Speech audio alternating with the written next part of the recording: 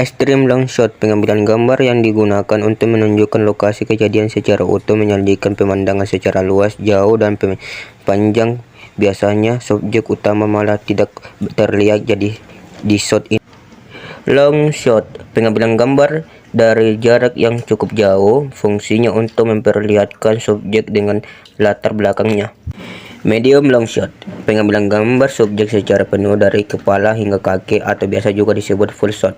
Shot ini bertujuan untuk memperkenalkan subjek dan menunjukkan apa yang sedang dilakukannya. Knee shot, pengambilan gambar yang menampilkan bagian kepala hingga lutut. Karena itu shot ini dinamakan dengan knee shot atau shot lutut. Medium shot, pengambilan gambar yang menampilkan bagian pinggang sampai ujung kepala. Nah, shot ini biasanya digunakan untuk memperlihatkan sosok subjek secara jelas.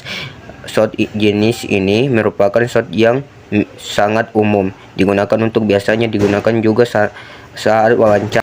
Medium close up, pengambilan gambar yang menampilkan bagian dada sampai ujung kepala. Pada shot ini subjek lebih terlihat emosinya, namun tetap terlihat pergerakannya. Close up, pengambilan gambar dari dekat yang menonjolkan bagian bahu sampai ujung kepala. Shot ini lebih meningkatkan pada ekspresi subjek. Big close up, pengambilan gambar pada daerah kepala, biasanya antara atas bahu sampai atas kepala.